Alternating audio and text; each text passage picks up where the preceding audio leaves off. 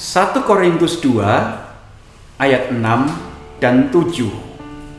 Sungguh pun demikian, kami memberitakan hikmat di kalangan mereka yang telah matang, yaitu hikmat yang bukan dari dunia ini dan yang bukan dari penguasa-penguasa dunia ini, yaitu penguasa-penguasa yang akan ditiadakan.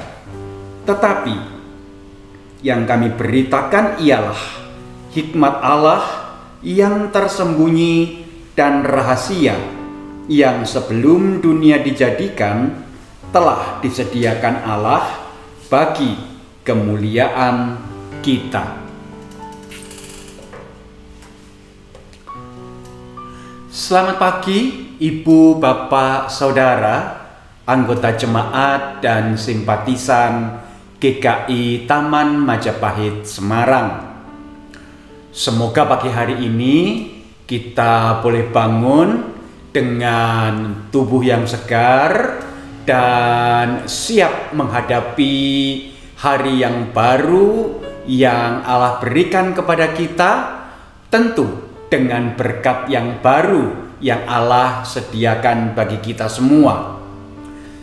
Ibu, Bapak, Saudara yang terkasih dalam Tuhan Yesus Kristus, banyak orang bertanya,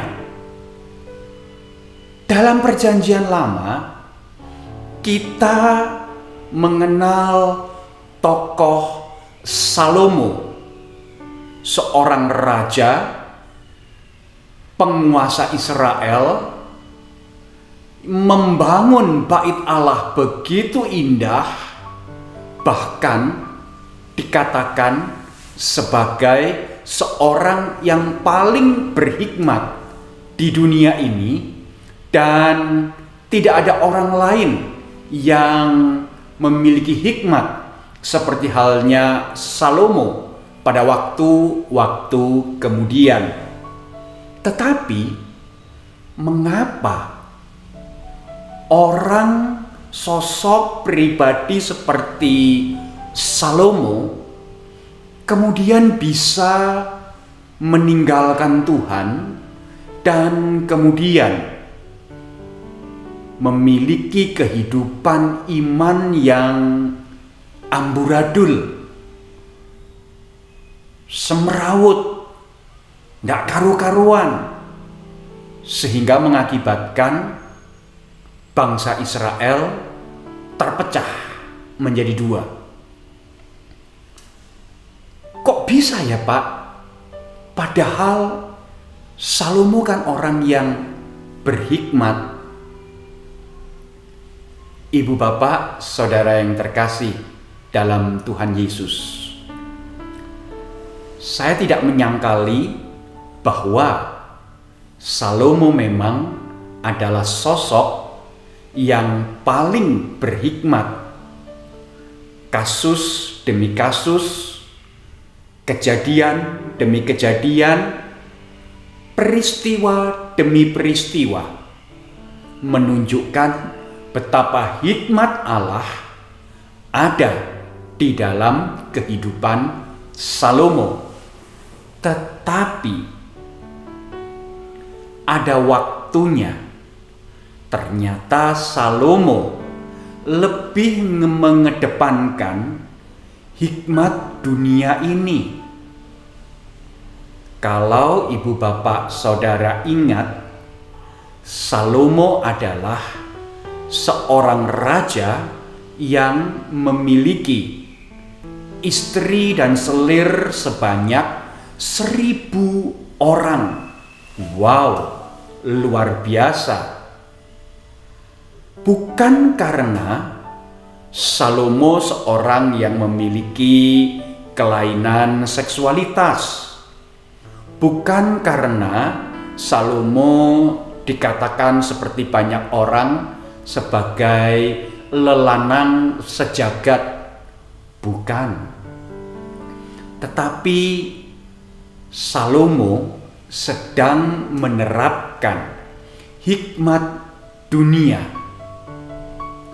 politik yang didasarkan atas hidup pernikahan dengan bangsa-bangsa yang ada di sekitarnya. Salomo berpikir sesuai dengan hikmat dunia bahwa kalau ia menjalin hubungan kekerabatan, kalau ia menjalin hubungan kekeluargaan, kalau ia menjalin hubungan pernikahan dengan bangsa-bangsa yang ada di sekitarnya, itu berarti ia sedang membangun sebuah relasi hubungan yang baik dengan bangsa-bangsa yang ada di sekitarnya, dan dampaknya bangsa Israel menjadi aman. Bangsa Israel menjadi sentosa. Bangsa Israel mengalami kesejahteraan. Satu hal yang Salomo lupakan adalah itu berarti Salomo sedang meletakkan keselamatan bangsa Israel tidak lagi di tangan pemeliharaan Allah, tetapi meletakkan kesejahteraan dan keselamatan Israel di dalam hubungan politik dengan bangsa-bangsa yang ada di sekitar. Disitulah letak kegagalan Salomo. Ibu bapak, saudara yang terkasih dalam Tuhan Yesus Kristus, hikmat dunia tidak selalu berlawanan, bertentangan dengan hikmat surgawi. Tetapi Rasul Paulus memberitakan hikmat surgawi kepada jemaat di kota Korintus, juga kepada semua orang yang mendengarkannya, agar banyak orang melihat bahwa sebenarnya hikmat yang dimiliki oleh dunia ini, bahkan hikmat yang dimiliki oleh para penguasa di dunia ini, tidak lebih berharga, tidak lebih baik, tidak lebih qualified dibandingkan dengan hikmat Allah sendiri. Jemaat di Korintus sempat menganggap remeh, sempat menganggap ringan pemberitaan yang dilakukan oleh Rasul Paulus. Apa yang diomongkan, apa yang diajarkan oleh orang ini?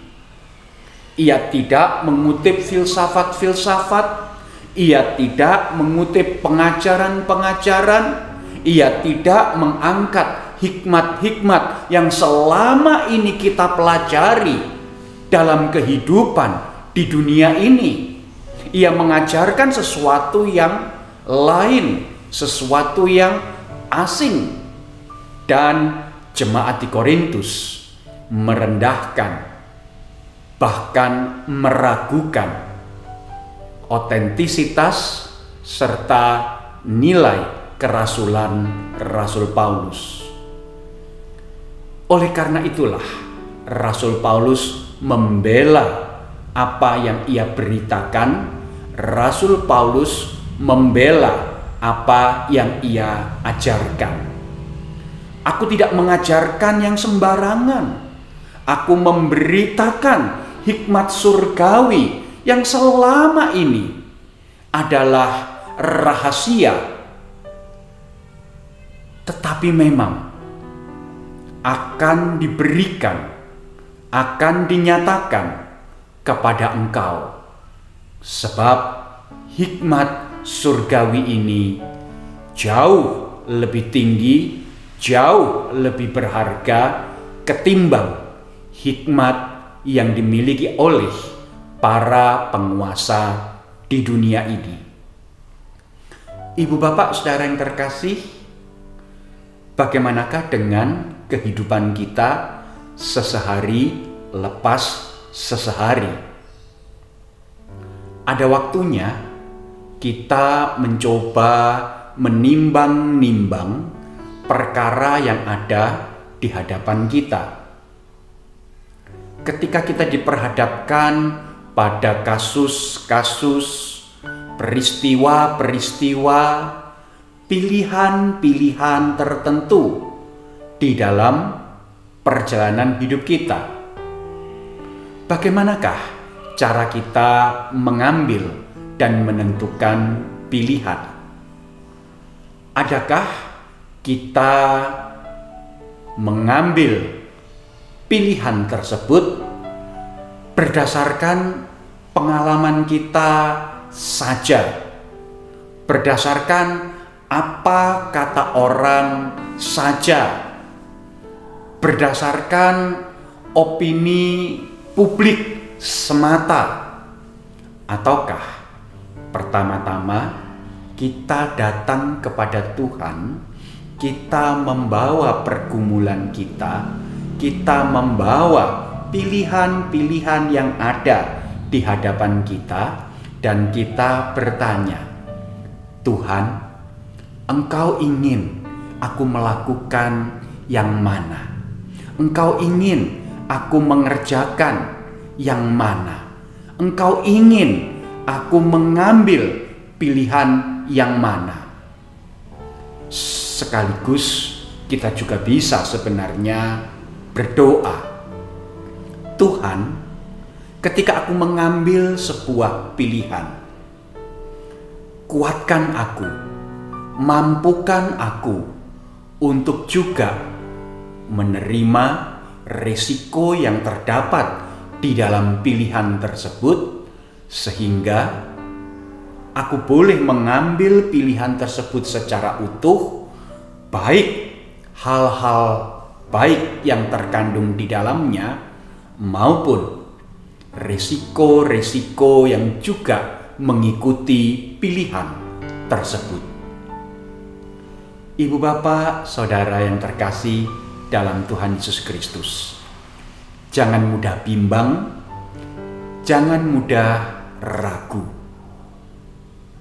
Masyarakat kita mengatakan ojo nggumunan, tetapi bawalah pergumulan demi pergumulan, pilihan demi pilihan kehidupan, kita letakkan ke dalam tangan Tuhan, dan kita minta Roh Kudus berkarya dalam hidup kita, memberikan hikmat surgawi sehingga kita dimampukan untuk mengambil pilihan-pilihan tersebut serta menjalaninya dengan penuh konsekuensi.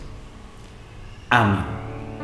Mari sekarang kita berdoa. Bapa Surgawi, kami datang di hadapan-Mu mengucap syukur untuk hikmat surgawi yang Engkau telah sediakan bagi kami, umat-Mu yang berjalan di tengah dunia ini. Seringkali kami harus berhadapan dengan pilihan-pilihan kehidupan yang tidak mudah untuk kami ambil. Tetapi kami percaya, biarlah di dalam pimpinan Roh Kudus, hikmat surgawi itulah yang memampukan kami untuk mengambil pilihan-pilihan kehidupan, serta kami dimampukan untuk melihat kebaikan-kebaikan yang ada di dalam pilihan-pilihan yang kami ambil. Demikian pula dengan konsekuensi-konsekuensi yang juga menyertai pilihan tersebut. Di dalam kuasa kasih Allah, kami memohon biarlah kami boleh menjalani pilihan hidup kami dengan konsistensi yang sesuai dengan kehendak Tuhan. Dalam nama Yesus Kristus kami berdoa. Amin. Selamat melanjutkan aktivitas Ibu Bapak Saudara yang terkasih. Ambil pilihan-pilihan di dalam kehidupan Ibu Bapak Saudara dengan hikmat surgawi, dan biarlah dengan demikian hidup kita senantiasa Tuhan pakai menjadi berkat bagi orang-orang dan lingkungan yang ada di sekitar kita. Tuhan memberkati. Amin.